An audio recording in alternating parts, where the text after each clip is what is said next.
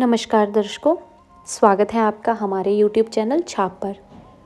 तो चलिए शुरू करते हैं आज की कहानी। एक सौदागर ने अपने बेटे को 300 रुपये दिए और उससे कहा, दूसरे देशों में जाकर अपनी किस्मत आजमाओ। बेटा अपनी यात्रा पर निकल पड़ा। उसने अभी बहुत दूर सफ़र भी तय नहीं किया था कि रास्ते में कुछ चरवाहे एक कुत्ते को लेकर झगड़ते हुए उसे मिले। उनमें से कुछ लोग कुत्ते को मारना चाहते थे। यह देखकर उस नौजवान का दिल पसीज गया। उसने कहा, क्या आप इस कुत्ते को मत मारिए, मैं आपको इसके बदले में 100 रुपये देता हूँ। चरवाहों ने तुरंत सौदा स्वीकार कर लिया। नौजवान ने 100 रुपये देकर कुत्ते को अपने साथ ले लिया और आगे बढ़ गया। थोड़ी दूर चलने के बाद उसे कुछ लोग एक बिल्ली के साथ झगड़ते हुए मिले। उनमें भी कुछ लोग बिल्ली को मारना चाहते थे और कुछ उसे बचाने की कोशिश कर रहे थे। नौजवान ने फिर से कहा कि इस मासूम जानवर को क्यों मारते हो, मैं इसे खरीद लेता हूँ और आपको 100 रुपये देता हूँ। यह सुनकर उन लोगों ने बिल्ली को उसे बेच दिया। आगे चलकर नौजवान एक गांव में पहुंचा, जहां कुछ लोग एक सांप को मारने की तैयारी कर रहे थे। वह बोला, आप इस बेचारे सांप को क्यों मारना चाहते हो, मैं इसे खरीद लेता हूँ। गांव वालों ने सांप को उसके हाथों में 100 रुपये में बेच दिया। इस तरह नौजवान के पास अब 300 रुपये में एक कुत्ता, एक बिल्ली और एक सांप थे। जब वह घर पहुंचा और उसने अपने पिता को अपनी यात्रा का हाल सुनाया तो पिता बहुत नाराज़ हुए। उन्होंने कहा, तूने 300 रुपये बर्बाद कर दिए और बदले में 3 जानवर लेकर आ गया। अब तू मेरे घर में नहीं रह सकता। जाकर अस्तबल में रह और अपनी बेवकूफ़ी पर पछतावा कर। नौजवान मजबूरी में अस्तबल में रहने के लिए चला गया। अस्तबल में उसका बिस्तर वही घास थी जो जानवरों को खाने के लिए दी जाती थी। उसके तीनों जानवर उसके अच्छे साथी बन गए। कुत्ता, बिल्ली और सांप दिन में हमेशा उसके साथ रहते और रात को उसके पास सोते थे। कुत्ता उसके पैरों के पास, बिल्ली उसके सर के पास और सांप उसके ऊपर लिपटा रहता। एक दिन सांप ने नौजवान से कहा, मैं दर्श राज्य के राजा का बेटा हूँ। एक दिन जब ज़मीन के ऊपर मैं आया तो कुछ लोगों ने मुझे पकड़ लिया। वे मुझे मारने वाले थे, लेकिन तुमने मुझे बचा लिया। मैं तुम्हारे इस उपकार का बदला कभी नहीं चुका पाऊंगा। अगर तुम मेरे पिता से मिलोगे तो वे तुम्हें देखकर बहुत खुश होंगे। नौजवान ने पूछा, तुम्हारे पिता कहाँ रहते हैं? सांप ने कहा, उस पवित्र नदी के नीचे हमारा राज्य है। अगर तुम मेरे साथ नदी में डुबकी लगाओगे तो मैं तुम्हें वहाँ ले जाऊंगा। मेरे पिता तुम्हें इनाम देंगे। अगर वे पूछें कि तुम्हें क्या चाहिए तो उनसे कहना कि मुझे आपके दाहिने हाथ की अंगूठी और वह बर्तन, वह और एक चम्मच चाहिए जो आपके पास है।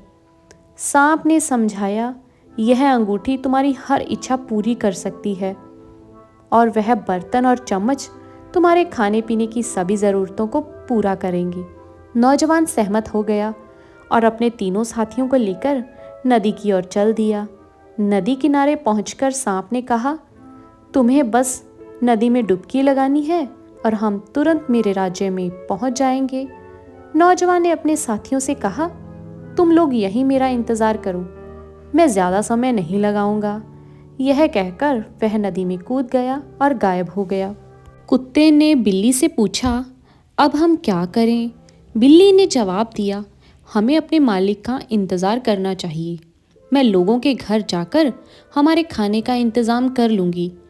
यह कहकर बिल्ली खाने की तलाश में निकल पड़ी। इस तरह उसके जानवर नदी किनारे इंतज़ार करते रहे जब तक कि उनका मालिक उनके पास वापस नहीं आ गया। उधर नौजवान और सांप सही सलामत सांप के राज्य में पहुँचे। उनकी खबर राजा तक भेजी गई। राजा ने अपने बेटे और अजनबी को दरबार में पेश होने का हुक्म दिया, लेकिन सांप ने कहा कि वह तब तक अपने पिता के सामने नहीं जाएगा जब तक वह उस अजनबी का कर्ज चुका न ले जिसने उसकी जान बचाई थी। यह सुनकर राजा खुद दरबार से बाहर गया और अपने बेटे को गले से लगाया और नौजवान का स्वागत किया। नौजवान ने राजा के आभार स्वरूप उसके दाहिने हाथ की अंगूठी और वह जादुई चम्मच और बर्तन मांगे। राजा ने खुशी खुशी यह चीज़ें उसे दे दी। नौजवान नदी के किनारे लौटा जहाँ कुत्ता और वो बिल्ली उसका बेसब्री से इंतज़ार कर रहे थे। वे सब एक दूसरे से मिले और अपनी अपनी कहानियाँ सुनाई। इसके बाद वे जादुई अंगूठी और बर्तन के चमत्कारों को जानने के लिए उत्सुक हुए। नौजवान ने अंगूठी से एक सुंदर मकान और सुनहरे बालों वाली स्त्री मांगी तो तुरंत ही उसकी यह इच्छा पूरी हो गई।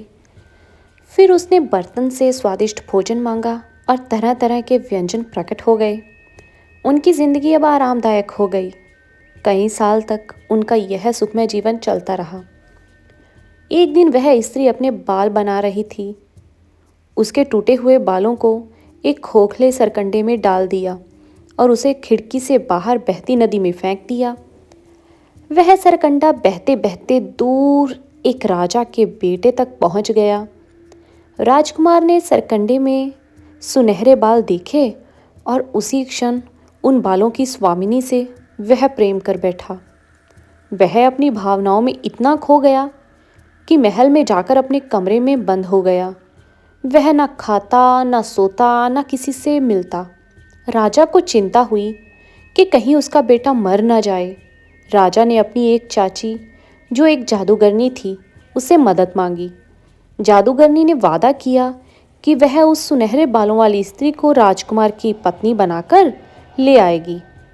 उसने मधुमक्खी का रूप धारण किया और नदी के किनारे पहुंची। वहां उसे वह स्त्री दिखी। उसने अपना रूप बदलकर एक बुजुर्ग महिला का रूप ले लिया और खुद को उसकी चाची बताकर परिचय दिया। स्त्री उसके धोखे में आ गई और उसे अपने घर ले आई। उसने बुजुर्ग महिला का खूब ख्याल रखा, खूब देखभाल की। 3 दिन बाद जादूगरनी ने उससे कहा, तुम्हें वह जादुई अंगूठी अपने पास रखनी चाहिए। तुम्हारा पति अक्सर बाहर रहता होगा और अंगूठी खो सकती है। स्त्री को यह सलाह सही लगी। उसने अपने पति से अंगूठी मांगी और उसने बिना किसी शक के वह अंगूठी उसे दे दी। अगले दिन जादूगरनी ने अंगूठी देखने की इच्छा जताई। लड़की को कोई शक नहीं हुआ और उसने वह अंगूठी अपनी चाची को देखने के लिए दे दी। जैसे ही चाची के हाथ में अंगूठी आई, वह तुरंत मधुमक्खी बन गई और अंगूठी लेकर वहां से उड़ गई। वह सीधा उस राज्य में पहुंची जहां राजकुमार अपनी खराब हालत में पड़ा हुआ था। उसने राजकुमार से कहा, उठो, खुश हो जाओ, अब तुम्हें दुखी होने की कोई ज़रूरत नहीं। जिस लड़की को तुम ढूंढ रहे थे वह अब तुम्हारे बुलाने पर तुरंत ही यहाँ आ जाएगी। देखो, यही अंगूठी तुम्हारी समस्या का हल है। राजकुमार यह सुनकर बेहद उत्साहित हो गया। उसने तुरंत अंगूठी का उपयोग किया और उस लड़की को उसके मकान सहित महल के बगीचे में बुला लिया। लड़की जैसे ही वहां पहुंची, राजकुमार दौड़कर उसके मकान में गया। उसने अपने प्रेम का इजहार करते हुए लड़की से अपनी पत्नी बनने का निवेदन किया। लड़की ने स्थिति को भांपते हुए महसूस किया, यहाँ से बचकर निकलना असंभव है। उसने शर्त रखी कि वह 1 महीने बाद उससे विवाह करेगी। उधर जब सौदागर का बेटा शिकार से घर लौटा तो उसने देखा कि ना तो उसका घर है और ना ही उसकी पत्नी। यह देखकर वह बेहद दुखी हो गया और वहीं जमीन पर बैठकर अपना अंत करने की सोचने लगा। तभी उसके वफादार साथी कुत्ता और बिल्ली वहां आ गए। दरअसल जब उन्होंने घर को गायब होते हुए देखा तो डरकर कहीं और छिप गए थे।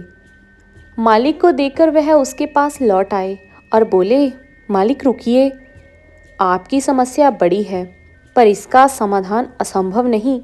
हमें 1 महीने का समय दीजिए, हम आपकी पत्नी और घर दोनों को वापस ले आएंगे। नौजवान ने उनकी बात मान ली और कहा, जाओ, भगवान तुम्हारी सहायता करें, मेरी पत्नी को वापस ले आओ। ताकि मैं जी सकूं। कुत्ता और बिल्ली तुरंत ही उस दिशा में भागे जहां उनके मालिक का घर और पत्नी थे। वहां पहुंचकर बिल्ली बोली, हमें यहाँ कुछ मुश्किलों का सामना करना पड़ेगा। राजा ने हमारे मालिक का घर और पत्नी दोनों को अपने कब्जे में ले लिया है। तुम यहीं ठहरो, मैं अंदर जाकर मालकिन से बात करती हूँ। कुत्ता वहीं बैठ गया और बिल्ली कमरे की खिड़की तक पहुँच गई। उसने देखा कि सुंदर लड़की दुखी बैठी हुई है। लड़की ने बिल्ली को पहचान लिया। उसने उसे यहाँ आने के बाद की सारी बातें बता दी। फिर उसने पूछा, क्या यहाँ से बाहर निकलने का कोई रास्ता है?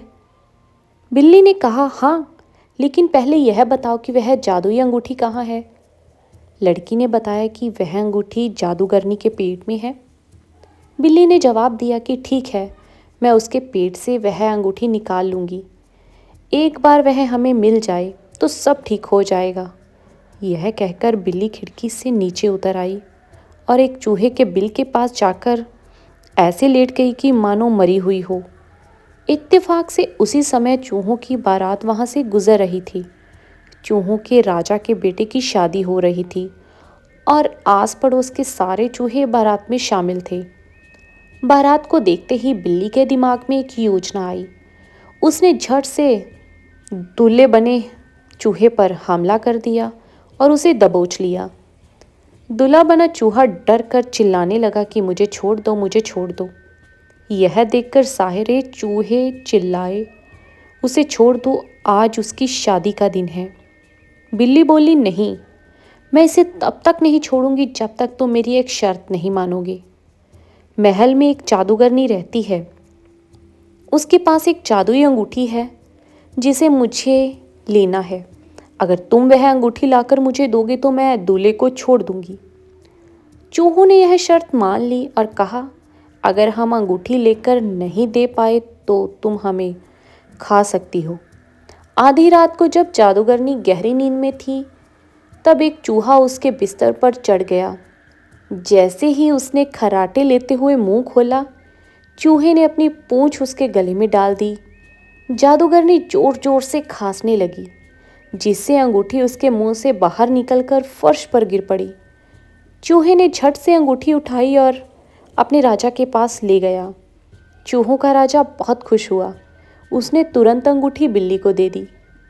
बिल्ली अंगूठी लेकर कुत्ते के पास भागी और दोनों अपने मालिक के पास लौटने लगी। रास्ते में कुत्ते के मन में विचार आया, अंगूठी तो यह बिल्ली लेकर जा रही है, फिर मालिक की नज़र में मेरी क्या अहमियत रह जाएगी। उसने मौके का फ़ायदा उठाने की सोची और बिल्ली से अंगूठी मांगी। कुत्ते ने जिद की कि मैं तब तक नहीं चलूँगा जब तक तुम अंगूठी मुझे नहीं दोगी।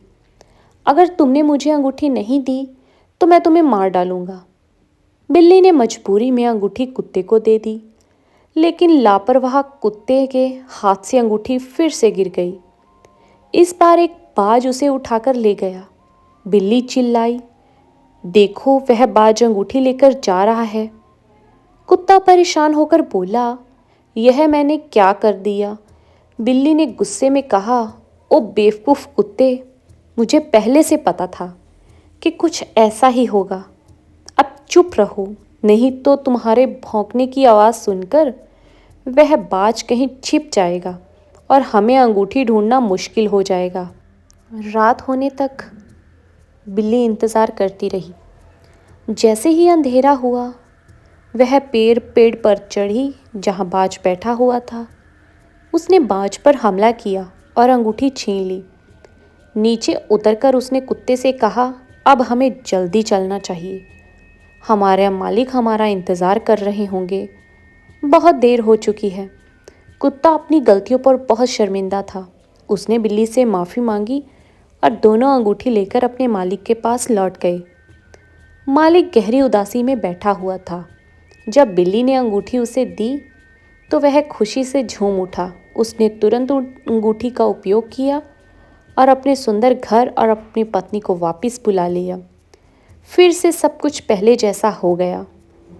अब वे दोनों पति पत्नी बहुत खुशी से रहने लगे। तो कैसी लगी आपको ये कहानी? अगर आपको ये कहानी अच्छी लगी तो कृपया इस कहानी को अपने दोस्तों और अपने परिवार के साथ ज़्यादा से ज़्यादा शेयर कीजिए। और आप सब लोगों से हाथ जोड़कर विनम्र विनती है कि प्लीज़ हमारे चैनल को ज़्यादा से ज़्यादा सब्सक्राइब कीजिए, ताकि आगे भी हम आप लोगों के लिए ऐसी और नई नई कहानियाँ लेकर आते रहें। तो चलिए मिलते हैं कल एक और नई कहानी के साथ। तब तक के लिए धन्यवाद।